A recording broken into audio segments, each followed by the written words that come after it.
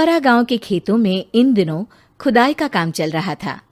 असल में इसी गांव से होकर एक अच्छी सड़क गुजरनी थी, इसलिए यहाँ खुदाई शुरू की गई थी। अचानक एक दिन खुदाई करने वाली मशीन से कुछ टकराता है। बाद में जब खोजबीन की जाती है तो वहां से 2 कंकाल मिलते हैं। पुलिस गांव के लोगों से पूछताछ शुरू करती है। आप लोगों को क्या लगता है ये किसके कंकाल हो सकते हैं? अरे साहब, हमें क्या पता ये किसके कंकाल है, आप ही लोग पता लगाइए। हम लोग तो बहुत ज़्यादा डरे हुए हैं। हाँ, हमारी फॉरेंसिक टीम अभी आ रही है। ये बताओ कि इस गांव के रहने वाला कोई जोड़ा गायब तो नहीं ना? क्योंकि शुरुआती जांच में तो ये बात सामने आ रही है कि एक कंकाल किसी पुरुष का है तो एक किसी महिला का। साहब, हमें तो बहुत डर लग रहा है। ऐसे कंकाल मिलने का मतलब गांव के आसपास ही किसी की हत्या हुई है या फिर किसी को जलाकर मार डाला गया है। हाँ साहब, हम अपने परिवार को लेकर बहुत ही ज़्यादा परेशान हैं। देखिए, आप लोगों की परेशानी हम समझ सकते हैं, लेकिन आप लोगों को पुलिस का सहयोग करना होगा, क्योंकि आपके सहयोग के बगैर हम ये पता नहीं लगा सकते हैं कि आखिर ये किसके कंकाल है और इनकी हत्या किसने की। ठीक है साहब, गांव के लोग आपका पूरा सहयोग करेंगे। हाँ साहब, पूरा सहयोग करेंगे। तो फिर ठीक है, हम अपनी जांच शुरू कर देते हैं। कुछ दिन बाद जांच रिपोर्ट आ जाती है। पता चलता है कि ये कंकाल करीब 20 साल पुराने हैं, यानी 20 साल पहले किसी जोड़े की हत्या कर शव को यहाँ पर दबा दिया गया था। इंस्पेक्टर राघव, ये बताओ कि 20 साल पहले की मर्डर मिस्ट्री क्या अब सुलझ सकती है? हाँ सर, क्यों नहीं। लेकिन अब सबूत और गवाह काफी मिट गए होंगे। मुश्किल तो होगी, लेकिन शायद किसी परिवार को इंसाफ मिल सके। इंस्पेक्टर राघव, आप बिल्कुल सही कह रहे हैं। किसी परिवार को तो इंसाफ मिलेगा ही और किसी को उसके किए की सजा भी मिलेगी। जी सर, मैंने तो जांच शुरू भी कर दी है। 20 साल पहले इस गांव के 2 जोड़े अचानक कहीं गायब हो गए थे। मैंने दोनों ही परिवारों के बाकी के सदस्यों से बातचीत शुरू की तो उन्होंने बताया कि उनके बच्चे शहर गए थे, लेकिन आज तक वापस नहीं लौटे हैं। लेकिन ये दोनों शव किस परिवार के सदस्यों के हैं, ये कैसे पता चल सकेगा? सर, मैंने डीएनए टेस्ट करवा लिया है। आज शाम तक इसकी रिपोर्ट भी आ जाएगी। अच्छा, ठीक है। उसी शाम को सर, डीएनए रिपोर्ट के मुताबिक ये दोनों ही लाशें चौरा गांव के रहने वाले प्रधान सुल्तान सिंह के बेटे और बहू की है। लेकिन इनकी हत्याएं किसने की है, ये कैसे पता लगेगा? इसी का तो पता लगाने की कोशिश में जुटा हूं सर। आज सुल्तान सिंह से मिलने भी जा रहा हूं। मेरा बेटा और बहू तो मेरे लिए सिर्फ यादों में ही रह गए थे।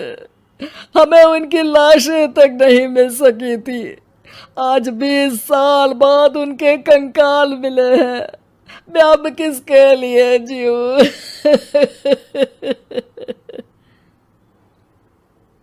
लेकिन सर, क्या आपकी किसी से कोई दुश्मनी थी? अपने बेटे बहू की हत्या के लिए आप किसे जिम्मेदार मान रहे हैं? अब मैं किसका नाम बोलूं? मेरी तो किसी से दुश्मनी नहीं थी, बस मेरे बेटे बहू को कोई वापस ला पाता।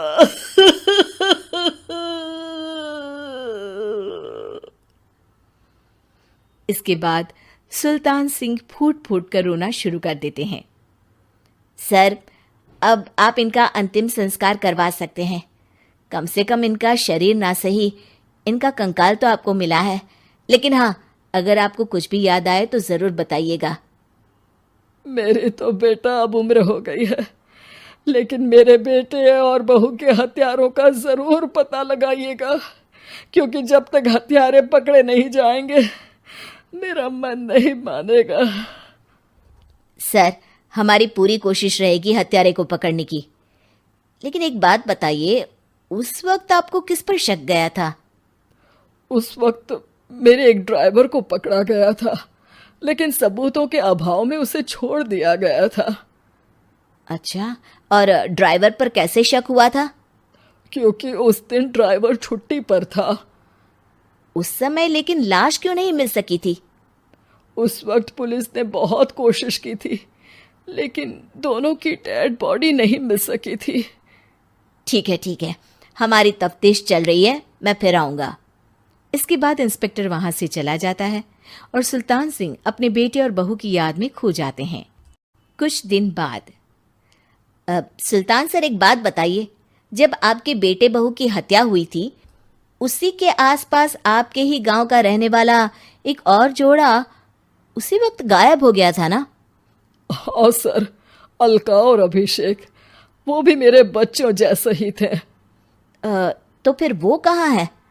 उनका भी आज तक पता नहीं चल सका, लेकिन बताते हैं कि कुछ साल पहले अभिषेक को गांव के ही किसी आदमी ने मुंबई में देखा था, लेकिन फिर वो गायब हो गया। यानी अभिषेक और अलका की हत्या नहीं हुई थी, बल्कि उन्होंने किसी वजह से खुद ही गांव छोड़ दिया था। हाँ, हो सकता है, क्योंकि अभिषेक मेरे बेटे संतोष का अच्छा दोस्त था और उसका मेरे घर भी आना जाना लगा रहता था। हो सकता है कि उसने मेरे बेटे और बहू के बारे में सुन लिया हो और ये गांव छोड़ दिया हो सकता है।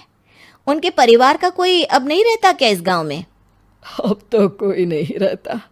एक चाचा थे, लेकिन उन्होंने भी अपना पुश्तैनी मकान बेच दिया है। वो भी अब कहीं शहर में ही बस गए हैं।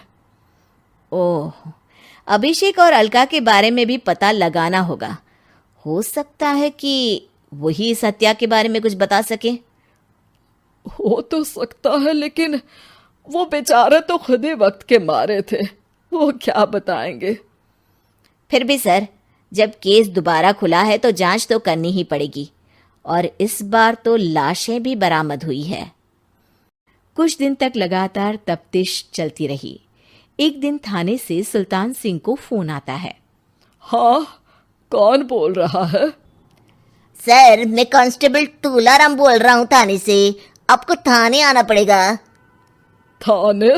लेकिन क्यों? सर, किसी की पहचान करवानी है। अच्छा ठीक है, मैं दोपहर तक पहुंचता हूँ। सुल्तान सिंह दोपहर में थाने पहुंचता है। कई पुलिस के अधिकारी वहां मौजूद रहते हैं। सर, आपके बेटे की हत्या का रहस्य आज शायद सुलझ जाए। अच्छा इंस्पेक्टर राघव, पर वो कैसे? सर, उस आदमी को देखिए, क्या वही अभिषेक है? सुल्तान सिंह की आंखों में हैरानी से आंसू आ जाते हैं। हाँ सर, यही अभिषेक है। ये आपको कहाँ से मिला?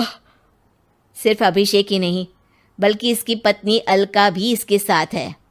मैडम, जरा अभिषेक की पत्नी को लाइए।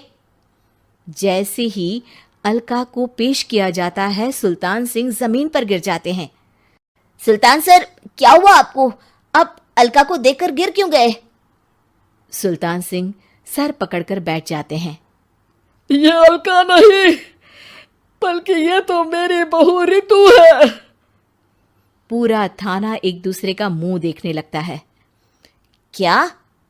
इसके बाद हर किसी को दो कंकाल और हत्या का रहस्य समझ में आ गया। अभिषेक और रितु ने मिलकर संतोष और अलका की हत्या की थी और लाश को जमीन के नीचे दबा दिया था। आज 20 साल बाद इस हत्या का रहस्य खुल सका था कि अवैध प्रेम संबंध में दो मासूमों की जान गई थी।